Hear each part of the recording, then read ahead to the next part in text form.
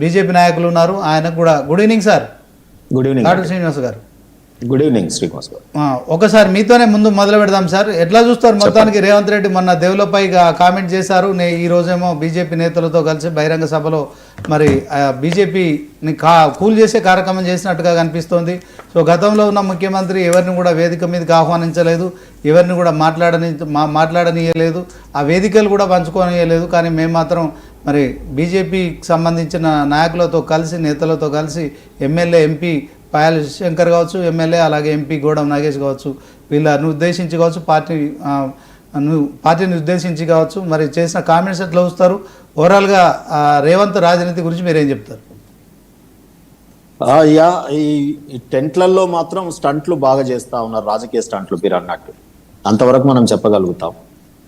Stunt వేసుకున్నటువంటి రాష్ట్ర ప్రభుత్వానికి ఏ రకమైన ట్రీట్మెంట్ ఇస్తున్నారో మనం అందరం కూడా చూస్తూ ఉన్నాం. వారే అన్నారు, తెలంగాణ ప్రభుత్వం రాష్ట్ర ఖజానా కుదేలైపోయింది, నన్ను కోసిన ₹1 లేదు, ఎట్లా డెవలప్మెంట్ చేయాలనో తెలుస్తలేదు, రాష్ట్రాన్ని కావాల్సి ఉంటే మీరే నడిపియండి అని ప్రభుత్వ ఉద్యోగులని అన్న మాటలు కూడా మనం చూసాం ముఖ్యమంత్రి గారు.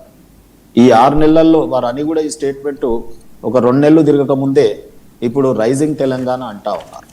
నేనేమంటున్నా అంటే ఇక్కడ కొంత మేరకు డిఫరెన్స్ ఎక్కడ అంటే కనీసం డబ్బులు లేకపోయినా మాటలతో కాలం మాత్రం చాలా హుషారుగా తెలివిగా గడుపుతా ఉన్నారు మన రేవంత్ రెడ్డి గారు. వారికి మాటలు రావని కాదు, తప్పకుండా అటువంటి మాటలు చెలోక్తులు కొంత మేరకు పాత ప్రభుత్వం మీద వారికి ఉన్నటువంటి ఆ పోరాటం కొంత మేరకు వారు ఆకట్టుకున్నారు ప్రజల్ని.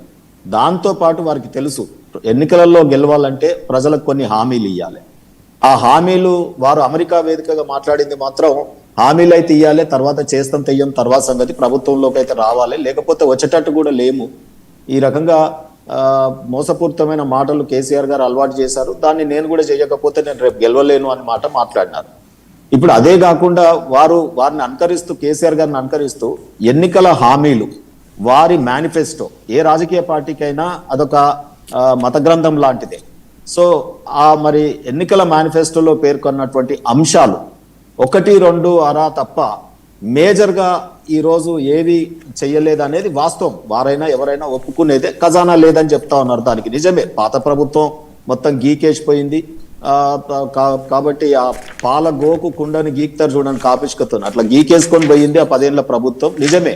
కానీ దీని నుండి ఎట్లా బయటపడదాము అనేది ప్రజలకు ఉన్నట్టుగా నేను చెప్తా ఉన్నాను. చెప్తూనే మళ్ళీ ఒకవైపు మూసీది నేను 1,00,000 కోట్లతో కడతా, లేకపోతే నేను ఈ ప్రాజెక్టు ఫ్యూచర్ సిటీని కడతా, లేకపోతే ఈ గ్లోబల్ సమ్మిట్లో నాకు ఇన్ని వేల కోట్ల రూపాయలు వస్తాయి, లేకపోతే ఏ భూములు ఎట్లా అమ్మాలి, ఈ ప్రణాళికలు చేస్తూ ఉన్నారు. కానీ ఇక్కడ నేను గమనిస్తుంది ఏంటంటే ఒక్కటి మాత్రం, గతంలో ముఖ్యమంత్రి లాగా కాకుండా కేంద్రంతో ప్రధానమంత్రితో కొంత సఖ్యత ప్రదర్శిస్తూనే ఢిల్లీకి పోయినప్పుడు మా ప్రధానమంత్రిని పొగుడుతా ఉన్నారు, తెలంగాణకు రాగానే అది ఇయ్యట్లేదు ఇది ఇయ్యట్లేదు అంటున్నారు. నేను మా కౌశిక్ దృష్టికి ఒకటి తీసుకొస్తాను. 43,000 కోట్ల రూపాయలు మెట్రోకి అడిగినారు. ఎస్, ఓకే, 44,000 కోట్లు అనుకోండి, 43,800 చిల్లర. అది 50 అవుతుందా 60 అవుతుందా ప్రాక్టికల్ గా రేపు ఎంత అవుతుందో తెలియదు. కానీ అది జాయింట్ వెంచర్ ప్రోగ్రామ్ అనేది మన అందరికి తెలిసిన విషయమే.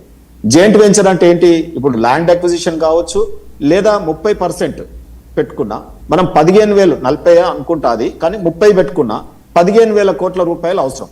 మరి రాష్ట్ర ప్రభుత్వం ఏ రకంగా 15,000 కోట్ల రూపాయలని తెచ్చి కేంద్రానికి సహకరిస్తుంది? అది ఇయ్యకముందే ఆ 15,000 కోట్లు కానీ ల్యాండ్ అక్విజిషన్ కానీ కాకముందే మొన్ననే కాంట్రాక్టర్తో అగ్రిమెంట్ చేసుకొని ఇప్పుడే బయటపడి ఇంకా డిపిఆర్లే సబ్మిట్ కాలేదు, అప్పుడే కేంద్రం ఇయ్యట్లేదు అని మొత్తుకుంటే ఎట్లా అండి? అది నేను చేయొద్దని చెప్తా ఉన్నా. రెండో విషయం, 2047 విజన్, మోడీ గారి విజన్, ఓకే, దాన్ని నువ్వు రాష్ట్ర ప్రభుత్వంగా వారితో కలిసి పనిచేద్దాం అనుకోవడం ఓకే. కానీ నేనేమంటున్నానంటే అది ఏ రకంగా ఉందంటే, ఇప్పుడు మోడీ గారు ఒక ప్రజల్ని కూర్చోబెట్టుకున్న ఒక ఆర్టీసీ బస్సుని స్పీడ్గా నడిపిస్తా ఉన్నారు 2047 వికసిత్ భారత్ వైపు. దీన్ని ముఖ్యమంత్రి గారేమో వారికి ఒక మోటార్ సైకిల్ మోటార్ ఉంది కానీ దాంట్లో డీజిల్ లేదు, పెట్రోల్ లేదు. కానీ తెలివిగా ఏం చేస్తా ఉన్నారంటే, మోడీ నడిపిస్తున్న బస్సు వెనకాల స్టాండ్ ఉంటది కదా, మీదికి ఎక్కడానికి ప్రజలు మెటీరియల్ పెట్టడానికి కానీ ప్రజలు మీదకి కూర్చుంటారు చూడండి బస్సులకి, ఆ స్టాండ్ ను పట్టుకొని ఆ చైన్ ను పట్టుకొని పెట్రోల్ లేకుండానే ఈ బండి మీద పరిగెత్తుతా ఉన్నాడు మాతో పాటు. అది ఆ ప్రయత్నం అనేది రేపు ఎప్పుడైనా ఇబ్బంది కలగవచ్చు అనేది నేను అనుకుంటా ఉన్నాను.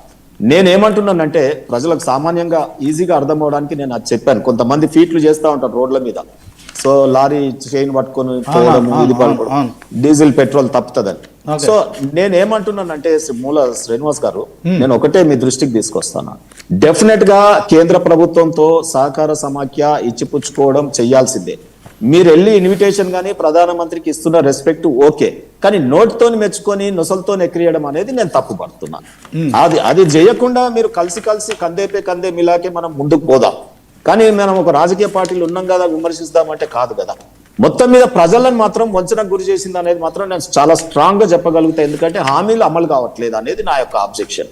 మిగతా విషయంలో ఎక్కడ అంటే ముఖ్యమంత్రి గారి విషయంలో హామీలు అమలు చేయడానికి కాంగ్రెస్ ప్రభుత్వం చిత్తశుద్ధితో ఉంది, కానీ మీరు అటు అప్పులు పుట్టనిస్తలేరు. అదే క్రమంలో తెలుగు రాష్ట్రాల్లో ఆ ఏపీకి ఒక న్యాయం, తెలంగాణకు ఒక న్యాయం అంటే శీతకర్ణిస్తున్నారు తెలంగాణ మీద అని చెప్పి కాంగ్రెస్ నాయకులు ఆరోపిస్తున్నారు కదా. దీనికి ఏం చెప్తారు? రాష్ట్ర అభివృద్ధిలో బీజేపీ భాగస్వామ్యం ఉండాలా వద్దా చెప్పండి. ముఖ్యమంత్రి గారు ఏమన్నారంటే అప్పుల పాలు అయిపోయింది, నాకు అప్పులు ఎవరు ఇవ్వట్లేదు సరిగదా, నా ఉన్న చెప్పులు గుంజుకుంటట్టు అని ఆయన చెప్పిండు. ఇక నేను బికారిని అయిపోయినా అంటే ఎవడు అప్పిస్తాడు చెప్పండి మీరు. రెండోది ఏంటంటే అప్పులు తీసుకురావడానికి హద్దు బద్దు రాజ్యాంగం ఉంటది, ఎఫ్ఆర్బిఎం లోబడి చేయాల్సినటువంటి అవసరం ఉంటుంది. చట్టాలు చూసుకుంటే